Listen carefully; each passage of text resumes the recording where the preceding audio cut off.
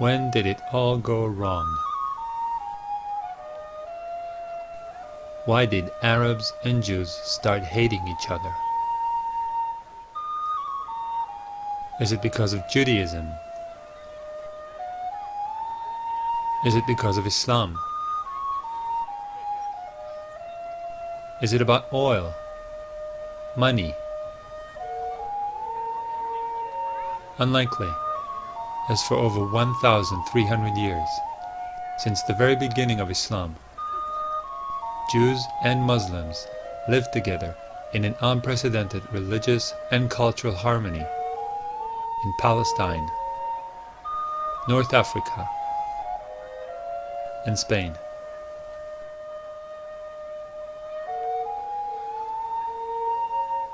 It all seemed to be going just fine till the 20th century.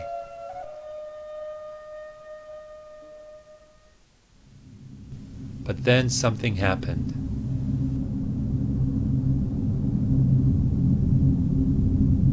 And ever since, Jews and Arabs had been at each other's throats.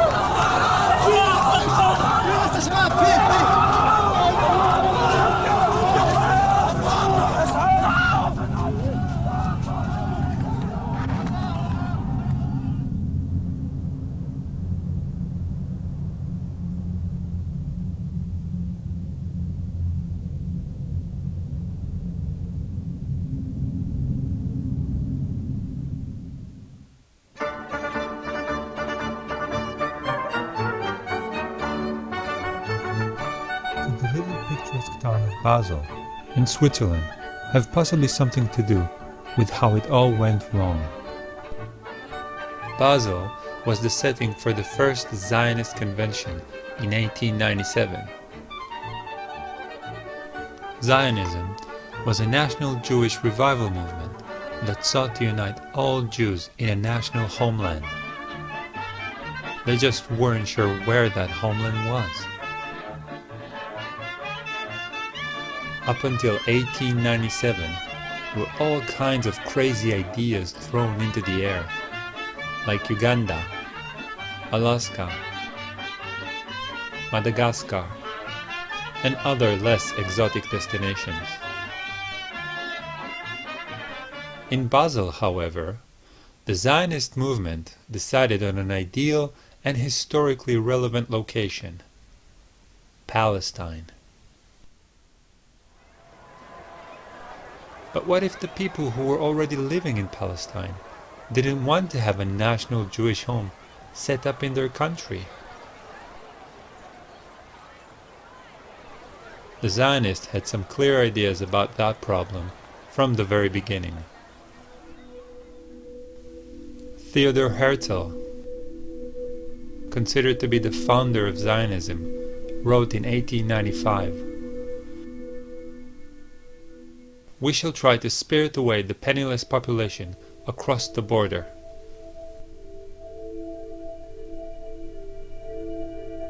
Leo Motzkin, one of Zionism's most liberal thinkers, wrote, "The colonization of Palestine has to go in two directions. Jewish settlements in Eretz Israel and the resettlement of Arabs in areas outside the country." Chaim Weizmann, the head of the World Zionist Congress and future president of Israel, proclaimed the Palestinians to be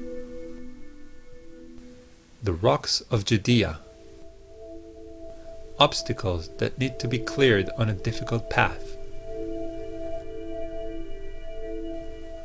Amazing how little have changed in Judea since then. The Jewish people came into this country, said this is our country, and they didn't say it's our country, but we recognize that there's another people living here. Let's see what we can work out. No, the whole idea of Israel until today is this is our country from the Mediterranean to the Jordan River, and it's only our country. It's exclusively our country. There is no other people. There's a bunch of Arabs living here, that we know. But there's no people, there's no other people with a claim to the country, with a legitimate right to the country. This is our country exclusively, and therefore either you shut up if you're a Palestinian and you live in one of the little islands we'll give you by sufferance, not by right, or get out. But back to the story. At the end of the 19th century, there were hardly any Jews living in Palestine. So the Zionists started campaigning all over the world for Jews to immigrate to Palestine. In Zionist vocabulary, this is called aliyah, which means to ascend to a higher place. I'm not kidding. Most Jews thought the idea sounded like a pitch for a horror movie and decided to immigrate to the US instead. But some Jews bought the whole ascending thing and actually came to Palestine.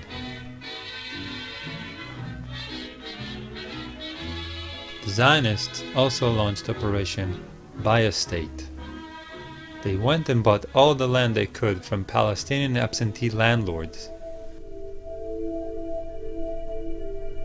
Once the land was theirs, they threw out all the Palestinians that were living on it. The Zionists called this process Judifying the land and land redemption. Terms that, surprise, surprise, are still being used in current Israel regarding government policies.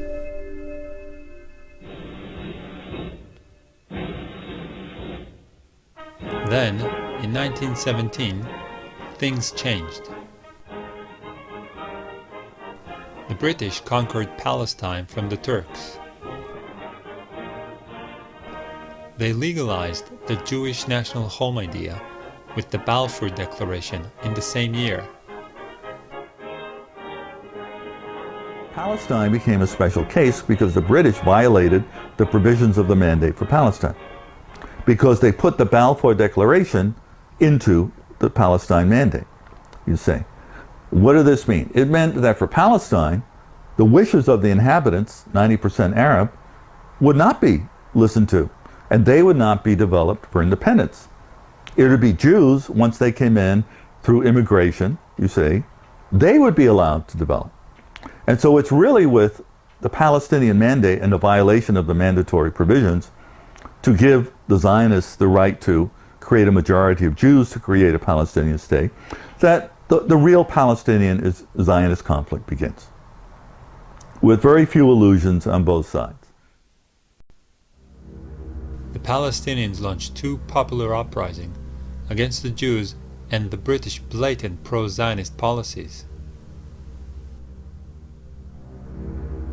The first took place in 1929 and claimed hundreds of Palestinians and Jewish lives. The second, in 1936, was practically a small-scale war between the Palestinians and the British, who were also aided by the Zionists. It lasted for 3 years, and in the end, approximately 5,000 Palestinians died. The British also exiled the Palestinians' leadership and dismantled all Palestinians' paramilitary units. The Palestinians were left defenseless and leaderless. Most of the Israeli commanders had studied the British reaction to the Palestinian revolt in 1936 and 1939, which became the manual book of what to do to the Palestinians in case of resistance. In fact, most of the atrocities you read about, and I'm sure most of you in this place know about it, most of the atrocities that you enlist as severe violations of human rights and civil rights in Palestine today. Most of these violations were invented not by a Jewish Zionist mind, but by British mandatory authorities in the war against the Palestinians between 1936 to 1939. Examples: the idea that you demolish houses of people is a British invention. The idea that in order to make a search memorable to people, you destroy a house and then you move to the other house, and then to the other house, and then to the other house, was an invention by British officers on the ground. The idea that you shoot people without warning them, or you arrest them without trial, it's all from the reservoir of the mandatory anti-Arab, measures in 1936 to 1939. But of course the Israelis added their own brutal and callous ideas as the occupation continued. Then, in the 1940s, the cards turned. Following a string of British pro-Palestinian policies, the Zionists launched terrorist attacks on British personnel and facilities. Violence continues to rule in Palestine. British soldiers seek bodies in the Department of Labor building at Chechnik, where a few minutes before, a blast had partially wrecked the edifice. 3 policemen were blown to bits when they tried to remove an explosive-laden truck. Shaky walls are torn down.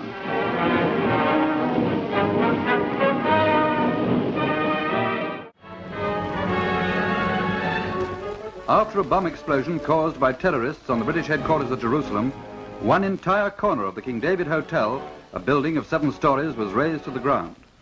The stone floors were cut. 88 innocent people died, and a good deal of the British High Command was wiped out. Their goal was to drive the British out of Palestine. The mastermind of the King David bombing was Menachem Begin. He would become Israel Prime Minister.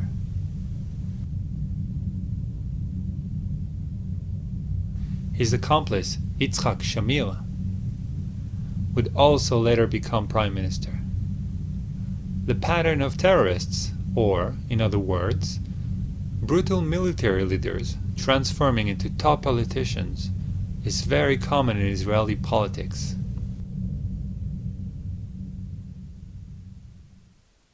At this point, the British have had enough, and they transferred the matter of Palestine to the UN. The United Nations sent a committee to evaluate this in the summer of '47, and they recommended partition. And the Zionists eagerly accepted this, and the Palestinian Arabs didn't, because they were still 2/3 of the population, and they felt this was unjust. But nonetheless, this partition, which was approved in the UN after Thanksgiving in 1947, officially recognized 2 states. In 1947, the Jews owned 5.8% of the land. In the UN partition plan, the Jews ended up with 56% of the land, almost 10 times of what they actually owned. The Palestinians had half of their land stolen right under their noses. Their population was split into 2, half of it living in the Zionist state as a minority. Even in the borders of the Jewish state, the Jews owned only 11% of the land. The United States? Yes. Yugoslavia? Abstain.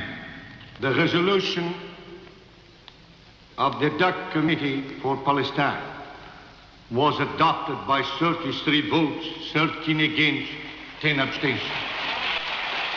Why would the UN be so blatantly pro-Zionist? Do not underestimate the power of guilt. Anyone heard of the Holocaust? The UN sought to compensate the Jews over the deaths of 6 million Jews in World War II.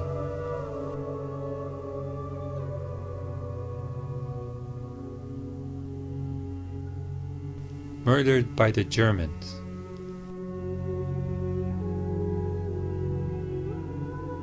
And they decided that the Palestinians should pay for it.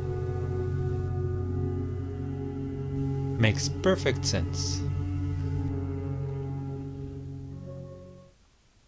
However, this amount of land, more than half of Palestine, was still not enough for the Zionists.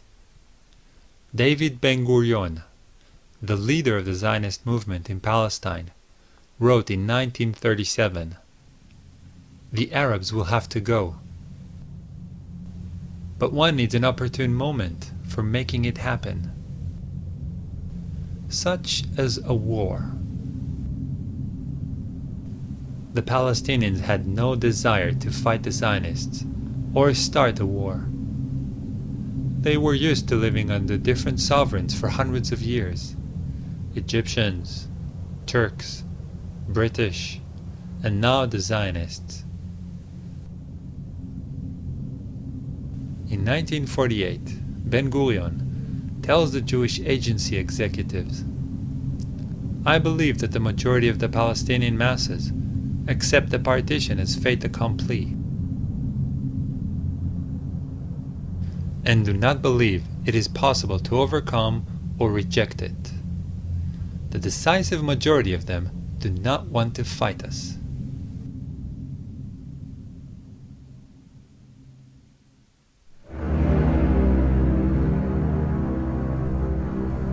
Towards the end of 1947, the Zionist leadership came together and drew Plan Dalet. Plan Dalet was about securing the borders of Israel by cleansing, expelling, and destroying Palestinian towns, villages, and urban neighborhoods.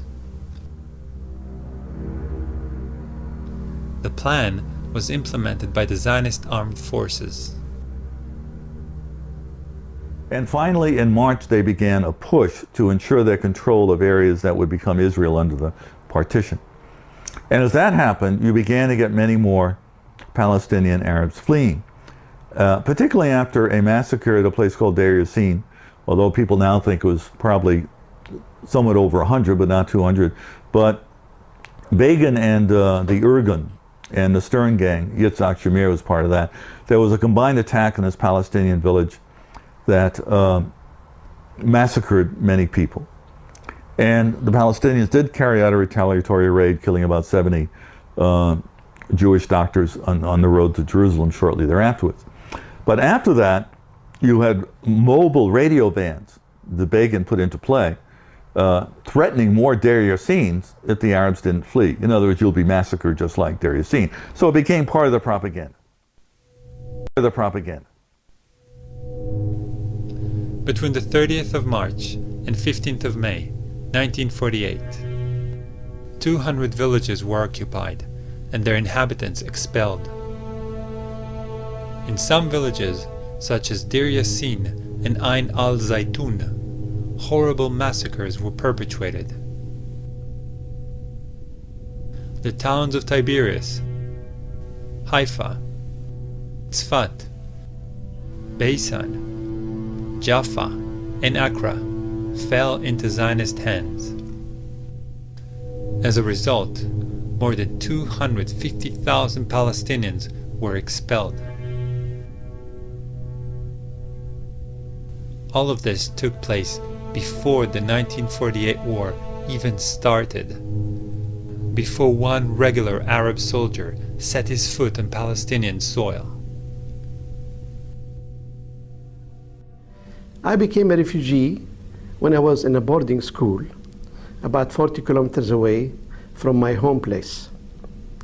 And in April 1948, the headmaster came to us and said, "The Jews are attacking people around Tel Aviv, in Jaffa area. They will soon come to our area. I cannot protect you, so you better go home now, quite a bit early, maybe 6 weeks early, before the end of the scholastic year." And I was about 10 at the time, and the distance between the boarding school and my home is about 40 to 60 kilometers, depending on how you do it.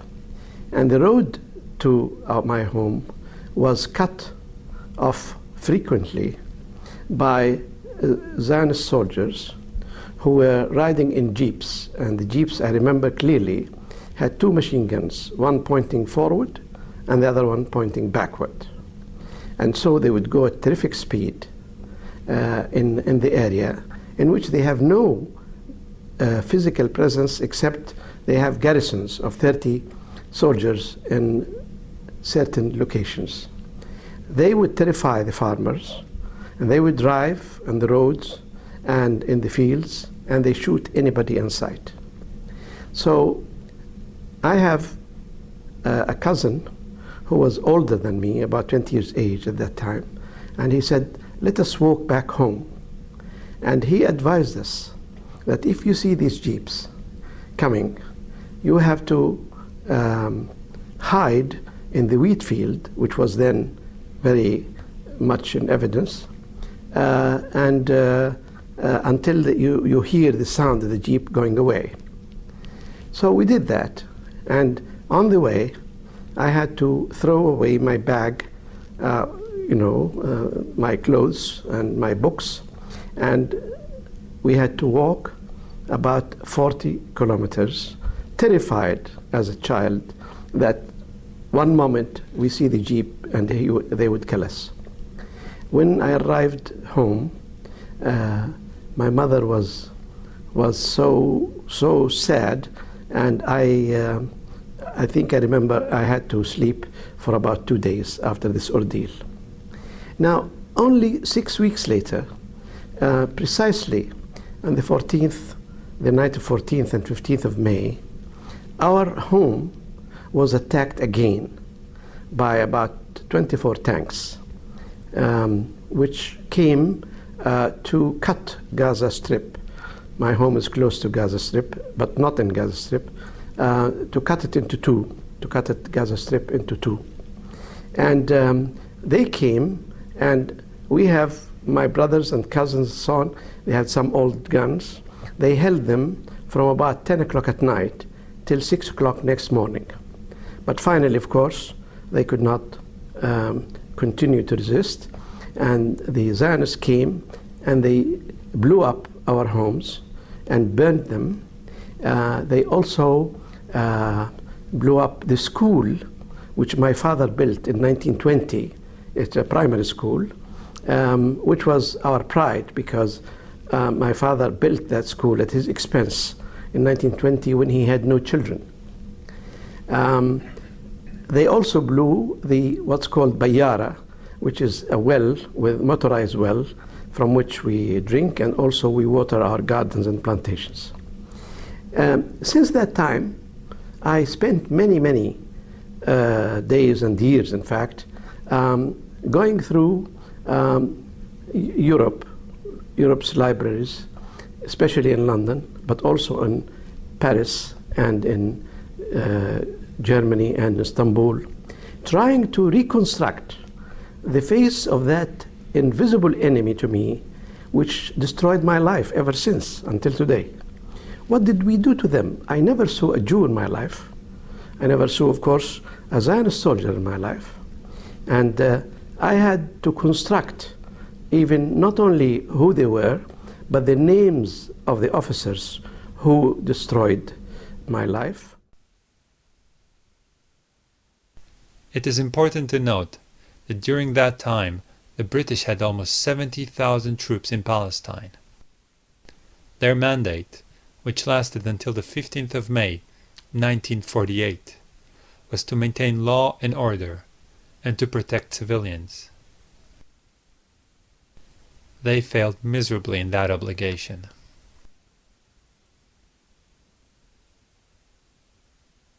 While the ethnic cleansing of Palestinians was going on, the Zionists were busy announcing to the world that a second Holocaust was imminent. The Jews were about to be overrun and thrown into the sea. At the same time, In February 1948, Ben-Gurion wrote to his foreign minister, "We will be able not only to defend, but also to take over Palestine as a whole. I am in no doubt of this. We can face all the Arab forces." Confident of their victory, the Zionists declared independence on the 14th of May, 1948.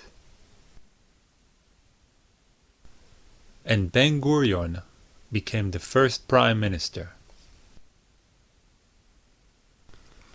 On the 15th of May, 1948, 7 Arab countries declared war on Israel and invaded Palestine.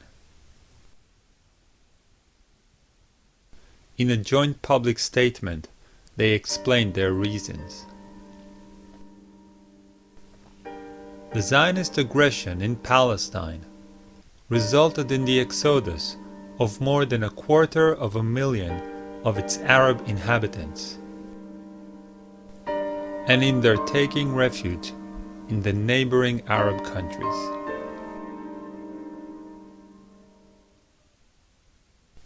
In the beginning of the 1948 war, the Arab forces amounted to approximately 22,000 fighters.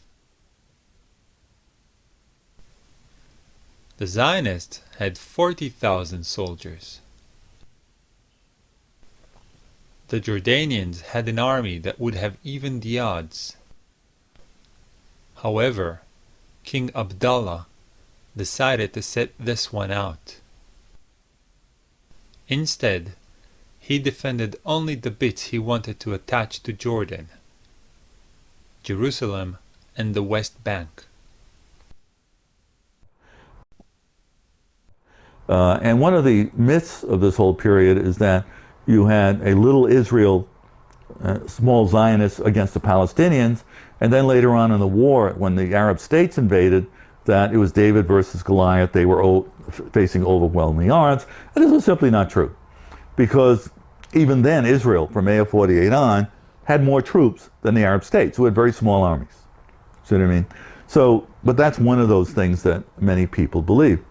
When you had the Arab state invasion, Egypt, Syria, you had Iraqi troops, you had some Saudi, the Lebanese did very little, and you had the Transjordanians. This will become Jordan, which includes the West Bank after 1948. Well, when they invaded, there was no coordination, because no one trusted Abdullah of Transjordan, because he had been dealing with the Zionists in sort of what we might call a non-aggression pact. Although many Israeli historians deny this vociferously, there clearly were discussions and agreements. And although maps show that when you have this attack, you have what we call a Transjordanian attack against Israel, in fact, there was really no attack per se. They were holding on to positions in the West Bank, but where you did have conflict was over Jerusalem. But the Israelis were able, the Zionists, well, they were Israelis after May 14th. When they were confronting the Egyptians, for example, or other people, they really didn't have to worry about their backs in terms of where the Jordanians were, because the Jordanians weren't going to attack them. While the war was going on, the Zionists increased their ethnic cleansing operations. Villagers were expelled en masse, and massacres occurred in many places. The villages of Hula, Saliyah, and Bassa were but a few to suffer such atrocities during 1948.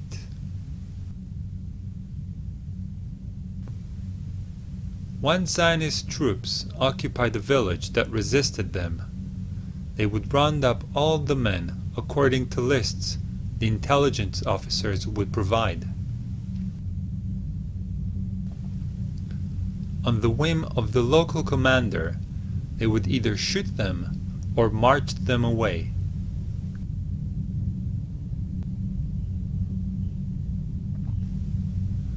The biggest expulsion and massacre happened in the city of Lid Ramle. 50,000 people were expelled from the city in a single day. 426 men, women, and children were killed by the Zionist forces.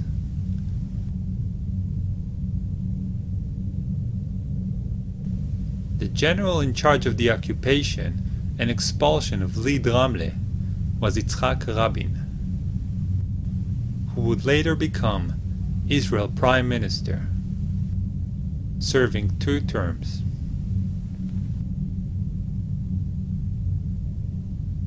In 1948, the Chicago Sunday Times reported on the Israeli tactics. Practically everything in their way died. Riddled corpses lay by the side of the roads. The New York Herald Tribune wrote, "The corpses of Arab men, women, and even children strewn about in the wake of the ruthlessly brilliant charge."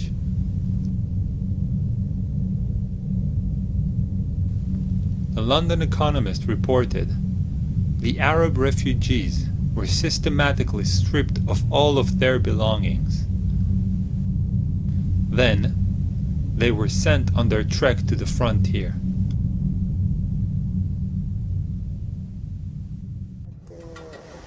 بدهم يطلعونا، صاروا يطخوا. نحن آخر إشي طلعنا على الأرض قعدنا برا وشتاء بتشارين. تشارين شو شتاء عنا، شتاء ما بدناش نطلع، ما بدنا نطلع. اجوا الجيش صفونا، انا بحكي عن بيت اهلي يعني، صفونا كلياتنا هيك وبدهم نرجعون. صرخت لهم امي، قالت لكم دخلكم، نحن بنطلع بنقعد بالشتاء برا وما تقتلوش. فاتوا على البلد هاجموها اخر هجوم، لاقوا غير الختياريات ما كانوش كم وحده. لسه متخبيات بالبلد محل هيك تبان هذا بحطوا فيه تبن للبقر بخزنوا. لسه متخبي هو مع الختياريات، ولد عمره 16 سنة، ياسر علوطي اسمه، كانت دارهن هون عن حارة المنزول. لسه اطلعوا معهن مع النسوان، طلعوهن لما استهدوا عليهن، طلعوهن هن ماخذينه لغاد شوي طاخينه. كيف كانت البلد لما رجعتي؟ متذكري كانت فاضي؟ شو وهري، شو فاضي. عم بقول لك اول ما رجعت فتنا الطريق من هون ماشيين، وميلت على هذا البيت اشوف شو صار فيه. بعد القتلة في الارض والكلاب عم تاكل فيه، كان طفل بين ايديهم ياكلوا فيه. فاتت وراي مرت خالي، قلت لها بدك اطلعي شو هتشوفي، بتقدريش يا كثير تنغلبي، قالت لي الا تفوتي اطلعي. قعدت مدة احلم فيه هذا الولد كيف كانت حياته. The Arab armies succeeded in occupying several remote Jewish settlements for a few days. They also successfully attacked army convoys. But the final victory, unsurprisingly, belonged to the Zionists. They conquered 80% of Palestine, destroyed 531 villages, 11 urban neighborhoods and towns. Approximately 750,000 Palestinians were ethnically cleansed and were forced to leave everything behind as they fled for their lives.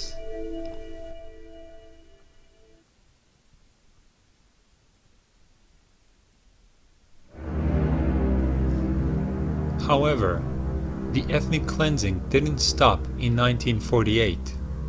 It just shifted gear. In 1967, in the Six-Day War, Israel conquered what was left of Palestine, the West Bank and the Gaza Strip. Now, the remaining 20% of Palestine and all the Palestinians were under Zionist control. So it was really the whole spectrum of Zionist views from left to right were represented. in the government that made the most important decision on the future of the West Bank and the Gaza Strip on the 19th of June 1967. And the decision was very clear. The decision was, there were actually three decisions taken at the time, and I don't think much, unfortunately, has changed. The first decision was that unlike 1948, the Israeli government cannot decide on the mass expulsion of the Palestinians from the West Bank and the Gaza Strip.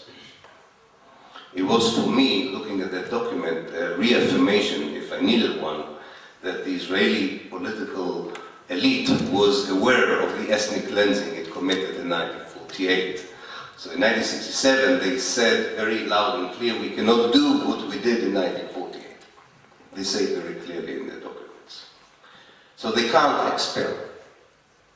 Not that it prevented them from expelling hundreds of thousands of Palestinians from the West Bank in particular, but also from the Gaza Strip. But this was not similar to the ethnic cleansing of 1948 because it was not a systematic mass expulsion of the people from the country. It was expulsion of locations according to different strategic considerations of the Israeli army that wanted to downsize the number of Palestinians under Israeli control. So the first decision was not to continue the ethnic cleansing of Palestine in the same way that it was committed in 1948. The second decision was that unlike the Sinai Peninsula and the Golan Heights, which the Israelis occupied in 1967 as well, unlike those two territories, which the Israeli government at the time recognized as belonging respectively to Egypt and Syria, the West Bank and the Gaza Strip were part of Israel forever. To keep the territories as part of Israel without expelling the people. And that, of course, led to the third decision. If you keep the territories and you don't expel the people, what do you do with the people? Do you turn them into Israeli citizens? Do you annex officially the territories to Israel?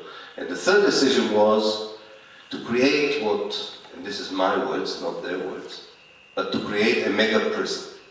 To create an amazing human invention that only the Zionist ideology could produce. The idea that you can lock at the time 1.5 million, now double the number of 1.5 million, that you can lock them in a regime that is similar to the concept of a prison, with all kinds of variations on the prison concept.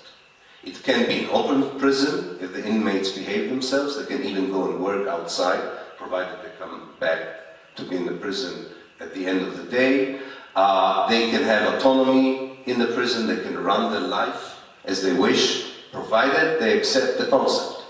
Should they resist, the Israeli government would move quickly into a high security prison with all the punitive measures that harsh wardens would take against inmates in such a situation. Under the army's protection, and with the government's aid, Israeli settlements were erected in the West Bank and Gaza Strip. Today, they cut through the Palestinian land and keep spreading. Some of them, like Ariel and Ma'ale Adumim, are already considered to be cities.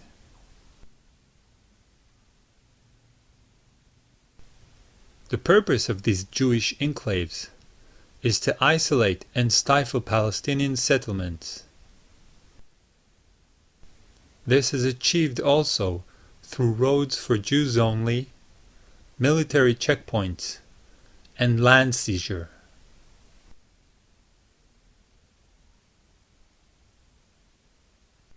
But we want a Palestinian state, the Bantustan, because we have to relieve ourselves of the Palestinian population, but it can't be a viable state. You see? And that's where the Bantustan idea comes in. So there are 4 elements on the ground that have created that Bantustan. And if you look at a map, we even have maps that show almost exactly the borders of this emerging Bantustan. One are areas A and B, the areas that were reserved for Palestinians during Oslo, the Oslo peace process. And that locks the Palestinians into these islands already on about 42% of the West Bank. Then, in addition to creating the contours of this state by areas A and B, Israel has created massive settlement blocks. 7 settlement blocks, not just discrete individual settlements, but 7 blocks that are consolidated, that then divide those areas A and B into islands, create Israeli corridors in between, and those settlement blocks will then be annexed to Israel. So Israel will essentially occupy 90% of the country, and the Palestinians will get 10% of the country in little tiny islands. That's the idea. That's the second element. The third element is the infrastructure.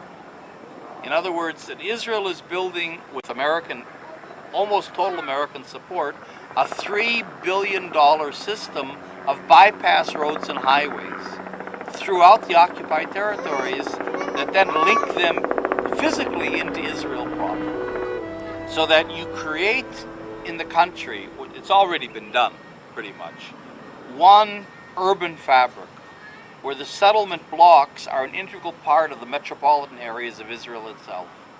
One highway grid in which the bypass roads and highways of the West Bank and Gaza are integrated into those of Israel.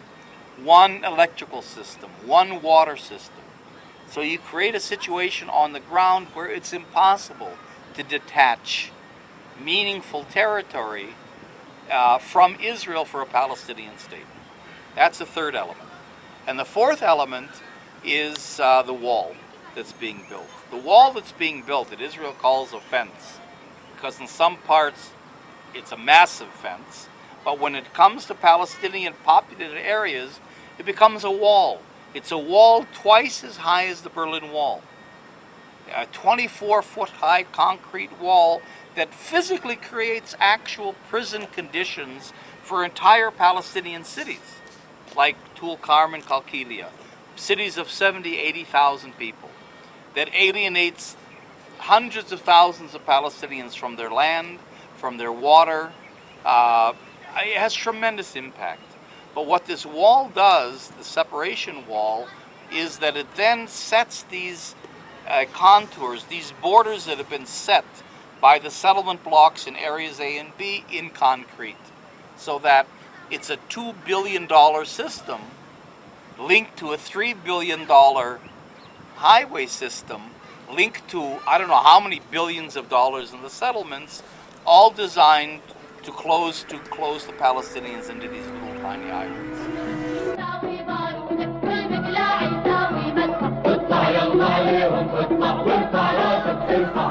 The Palestinians rose up against the Israeli oppression in 2 popular uprisings, or intifadas.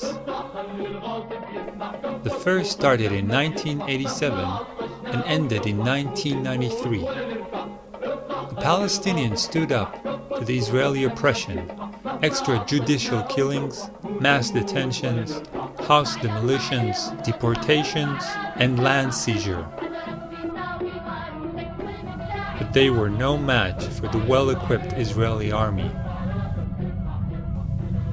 Over 1,100 Palestinians died during the uprising, and many more were imprisoned or expelled. The first intifada was put down by the Israeli government with so much brutality that the UN condemned Israel for violating the Geneva Conventions. The intifada succeeded, however, in bringing the Palestinian case to the attention of the world. It also heralded the schizophrenic path that the Palestinian resistance would take from now on. While peaceful, non-violent demonstrations were conducted, suicide bombers entered Israel and blew up buses packed with people.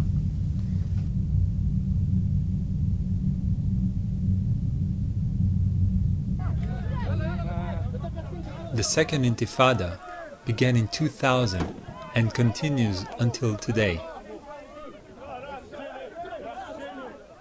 So far, it has claimed the lives of over 5,300 Palestinians and over 1,000 Israelis. While it was raging, the only true democratic elections in the whole Arab world took place in the West Bank and Gaza. الحكومة الفلسطينية العاشرة برئاسة رئيس الوزراء الفلسطيني المكلف الأخ إسماعيل هنية قد منحت الثقة بالأغلبية المطلقة لأعضاء المجلس التشريعي.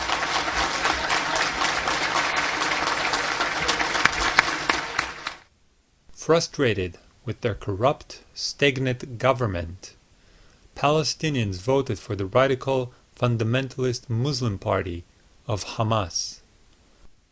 Hamas' electoral victory was used by Israel to instigate a worldwide economic embargo against the Palestinians. Also at that time, 10,000 Jewish settlers were evacuated from the Gaza Strip. After the evacuation, the strip was hermetically sealed and turned into the largest prison on the planet.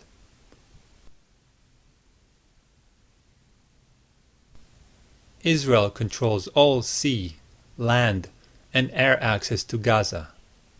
It regularly cuts off all food, water, and power supply to the strip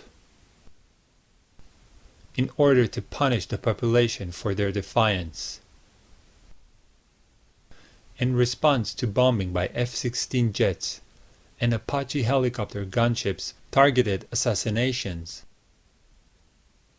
Palestinians fire homemade rockets at Israeli settlements. The political and military elite of Israel, since 1967 until 2008, has stuck to the same strategic decision about the occupied territories.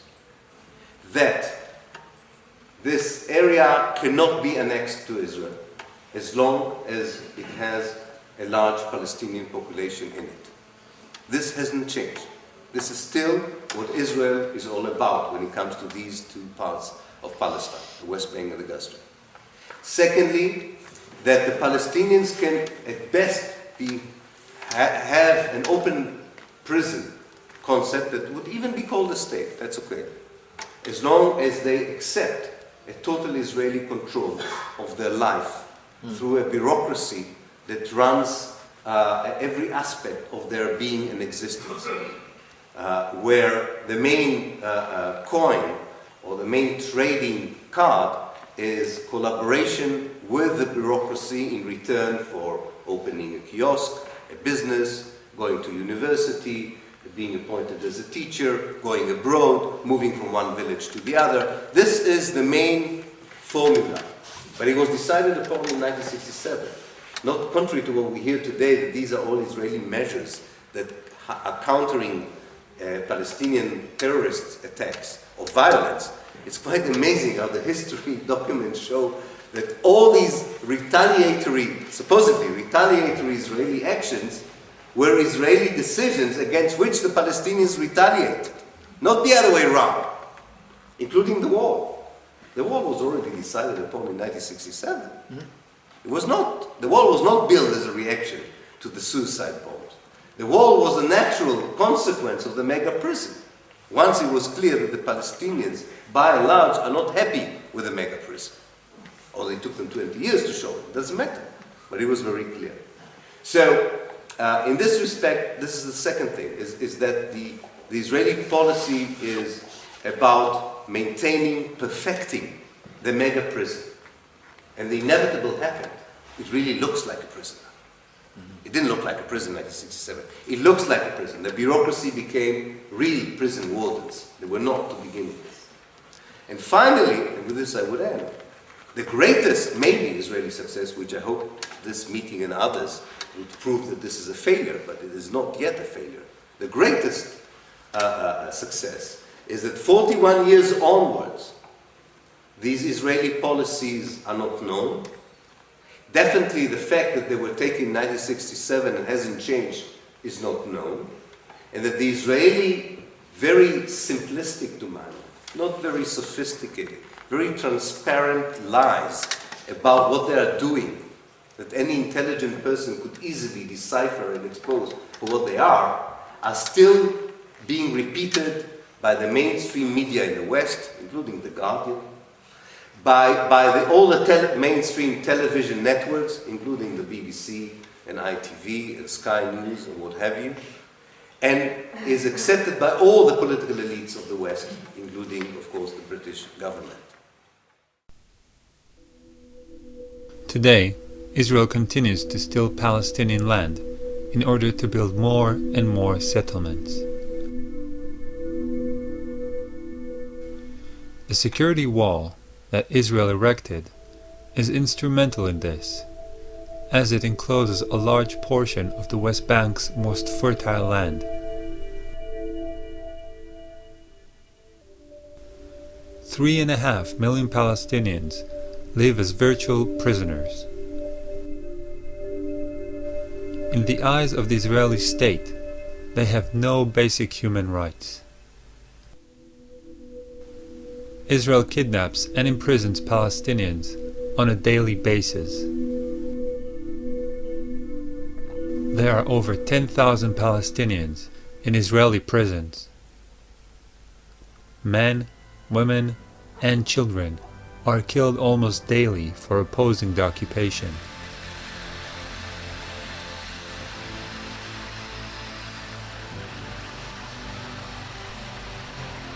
The Israeli state, with its Zionist ideology, won't stop until the last Palestinian living in Palestine is expelled, imprisoned, controlled, or killed.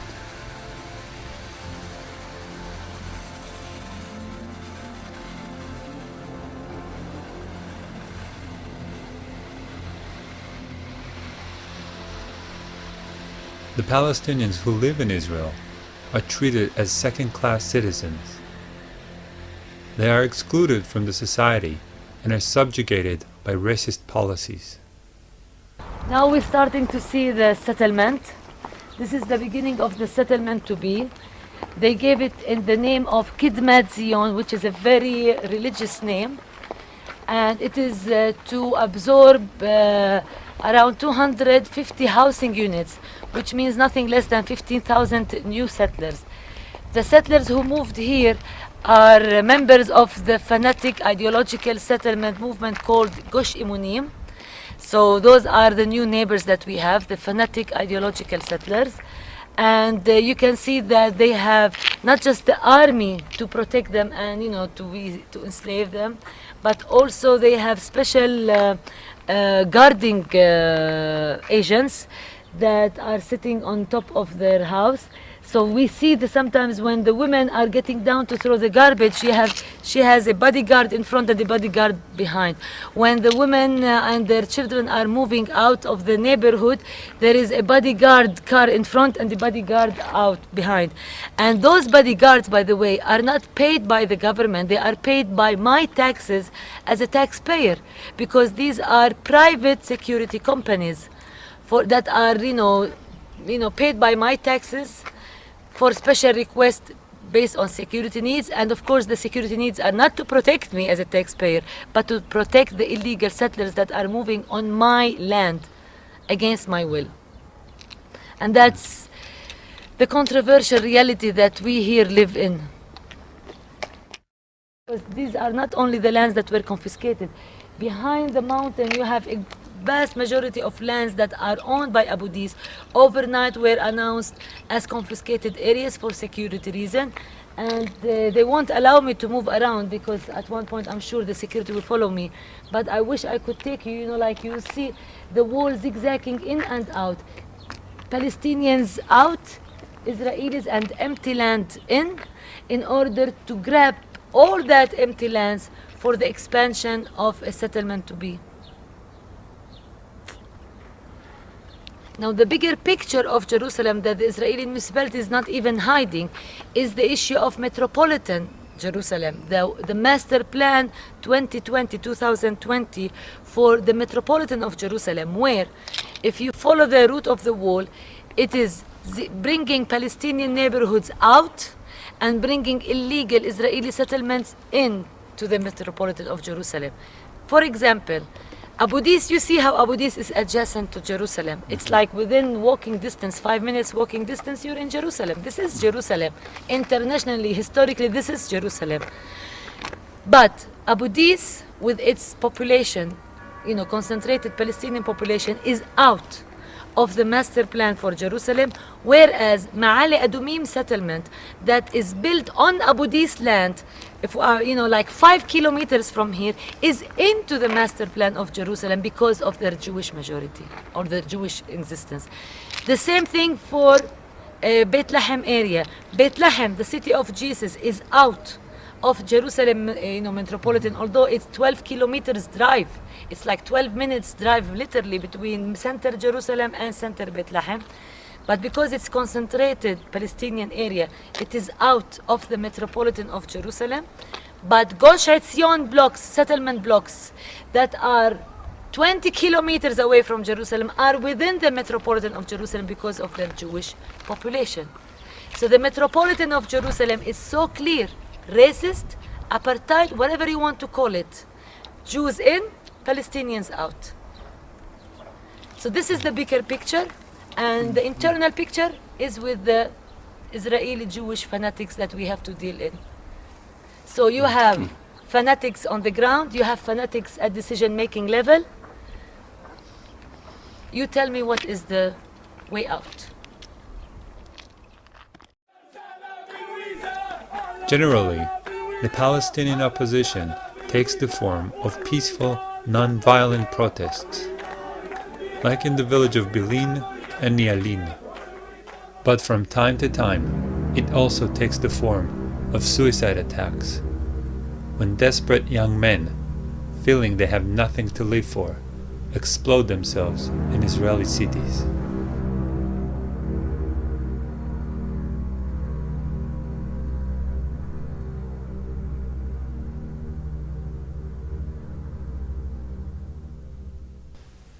There is no opposition to Zionism in Israel.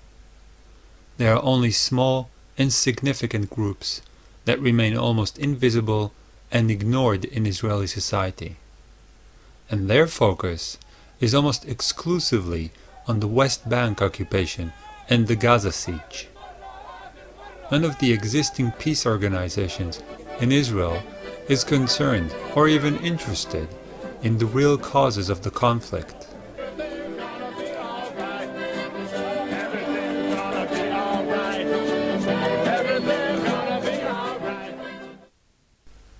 One of the biggest opposition groups comprises of some 50 anarchists, most of them still in high school.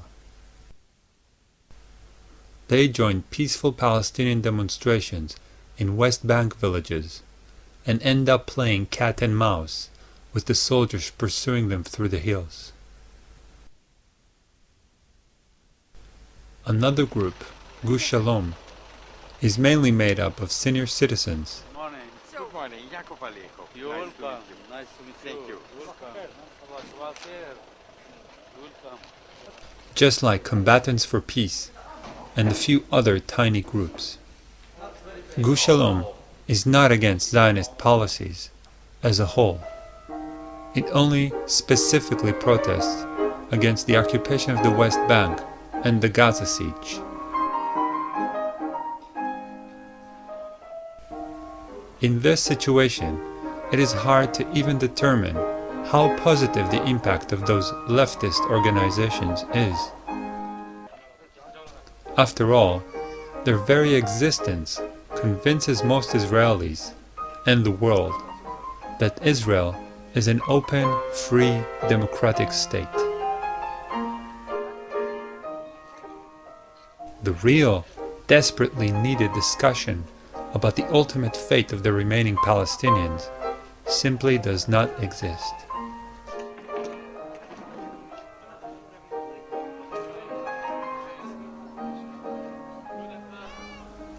All the parties in the Israeli parliament, from right to left, are Zionist. In Israeli society, and increasingly in the outside world, it is only permissible to question the occupation of the West Bank and the Gaza siege. Anyone who questions the occupation of Palestine and the catastrophe Zionism brought on Palestinians is ostracized, silenced, called an anti-Semite, or, in case of a Jew, a self-hating Jew.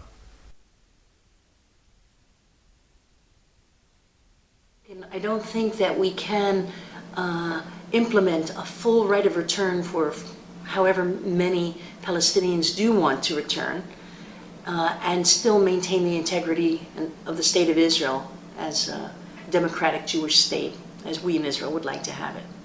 So I think we're going to have to look for a compromise on the right of return, a compromise that will both acknowledge the suffering and give some forms of reparation and help Palestinian refugees integrate into whatever countries they are in today and accept some back into Israel. But will also have implementation on a level that Israel can live with and still maintain itself as Israel and not as the state of the Palestinian refugees. I am not afraid. When I will be called to war, if the Palestinians try to attack my country, I will defend my country. Like I defend my country against the Egyptians, against the Syrians, against the Hezbollah, against everyone else. I don't think that should be our consideration when we go to think whether or not to pull back from the territories. Because as I have already explained, every minute of our being in the territories is harmful to Israel, is exposing Israel for more terrorist attacks, and the Israeli Defense Force is not built to fight terrorist attacks. It is built to fight countries.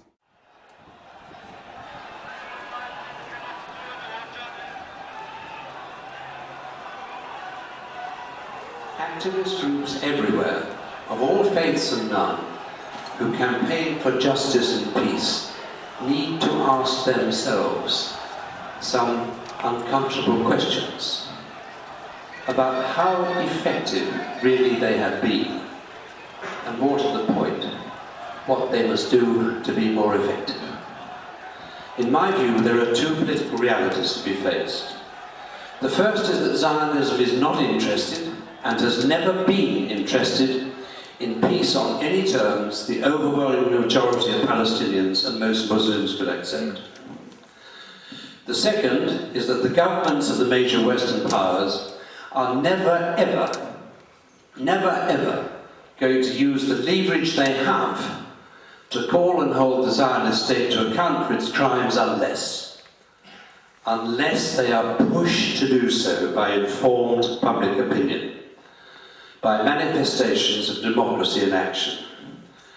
Now, as I said on this very platform in November 2006, and I think it bears repeating, the problem throughout the mainly Gentile Judeo-Christian world is that the citizens of nations, generally speaking, are too uninformed to do the pushing. In fact, they are not only underinformed, they are misinformed, conditioned, one could even say brainwashed, to accept a version of history, as Moshe mentioned, which is simply not true. And this has happened in large part because the mainstream media, like almost all politicians, is terrified of offending Zionism. Now it follows that if governments are to be pushed to do what is necessary to bring the conflict in and over Palestine to an end, if, in other words, the citizens of nations are to be empowered to take part in informed and honest debate, to make democracy work for justice and peace, it follows, I believe, that there is an absolute first requirement, and that is the liberation of the citizens of the Western nations. Liberation from the tyranny of Zionism's propaganda lies, upon which the first draft of Judeo-Christian history is constructed. The good news is that the tools to make this liberation possible are now available. They are books which expose Zionism's version of history for the propaganda nonsense it is.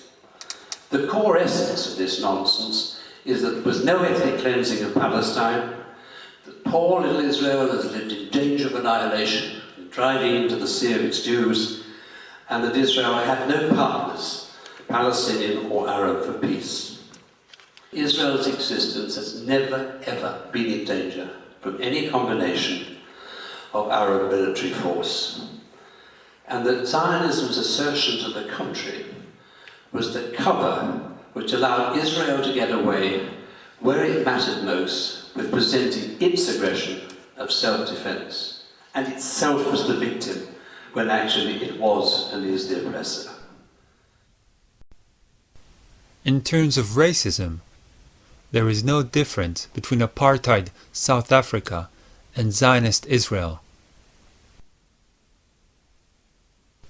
The Zionists, however, have the biggest weapon that was not available to South Africa apartheid. Bigger than F-16s, tanks, and nuclear missiles put together. It's called the Holocaust. The Holocaust allows Zionists to manipulate world public opinion and to stifle any possible open discussion. It is simply their biggest asset. Today, to be an anti-Zionist is construed as being anti-Semitic, and to be anti-Semitic can send you to prison in Europe.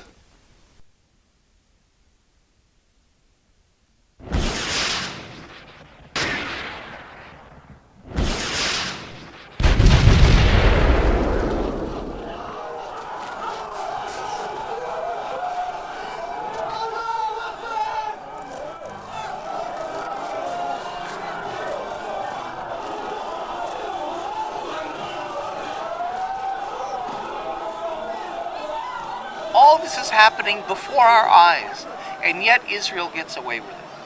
How could that be? South Africa didn't get away with it. You know, everybody's criticizing China for its oppression. How does Israel get away with it? And that's one of the real problems that we have. One reason is, of course, is because of the media that tries to be even-handed or pro-Israeli. Zionism has a credibility. The idea that Israel is a Jewish state has a credibility that apartheid never had in South Africa. Christians that are critical hesitate to speak out because they're afraid of being smeared as anti-Semites. So you find very little criticism of Israel in the media. Part of it is, of course, the fact that we're dealing with Jews. So the non-Jewish world feels guilty for the Holocaust, feels guilty about the Jewish issue, and so on. It's used politically in a very effective way, in a very cynical way. I mean, it's very hard to say this, but I think it's true. It's seen as a very useful PR tool. You know, the way the government plays on the guilt in Europe over the Holocaust, so that you can't criticize us. Look what you did to us, you see. It intimidates non-Jews. It closes up discussion. It's very effective. And Israel is willing, for the sake of its PR and to silence critics, it's willing to sell the victims of the Holocaust. Israel is willing, for the sake of its PR and to silence critics, it's willing to sell the victims of the Holocaust. It's willing to sell the victims of the Holocaust. The sad fact is that those 6 million Jews that died because of a fascist, racist ideology are cynically being used today to justify and support another fascist, racist ideology.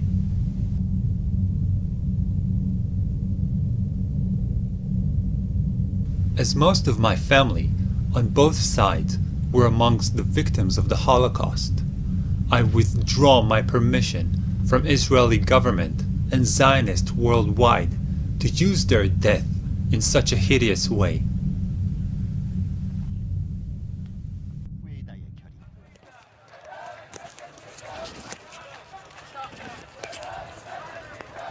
Interested to know what you can do about it?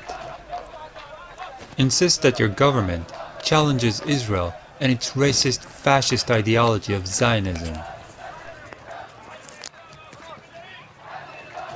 I made this documentary so none can say in the future, "We didn't know."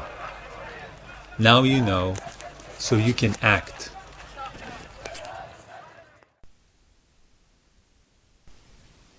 I also made this documentary because I have a huge debt to the Palestinians. One part of the debt is simply growing up in Israel.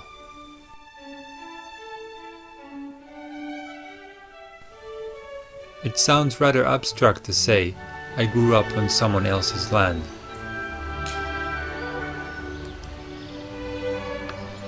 It is more to the point to say that I grew up in a block of flats in a suburb built on once beautiful olive and orange groves.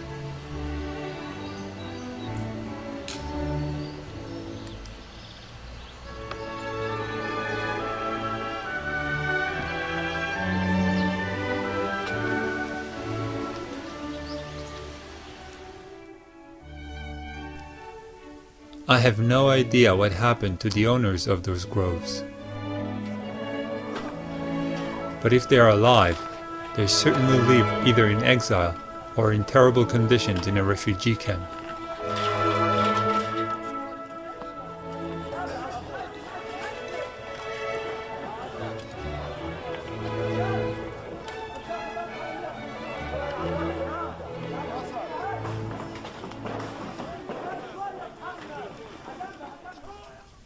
Another part of my debt is taking an active part in the occupation as a paratrooper and reserve soldier. In Israel, about 5% of the population serves as reserve soldiers, and except for the professional soldiers, they are the only Israelis who ever get to see firsthand what actually happens in the occupied territories. The rest of the Israelis see only army-controlled glimpses on television. Being part of that 5%, I saw occupation from close, and I will never take part in that again, even if it means going to prison for desertion.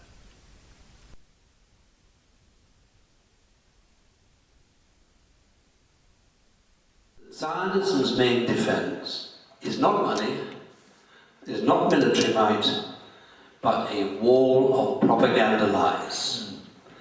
If one or two of the main bricks in this wall can be dislodged, the whole edifice might collapse faster than any of us might dare to imagine. Now to that I'll add these very last few words of my own. Let us recognize that our time has come. You've heard those words somewhere else, I think. Our time has come. Because the truth of history does make Zionism vulnerable. And that means that Zionism can be successfully challenged, checked, and defeated. Thank you.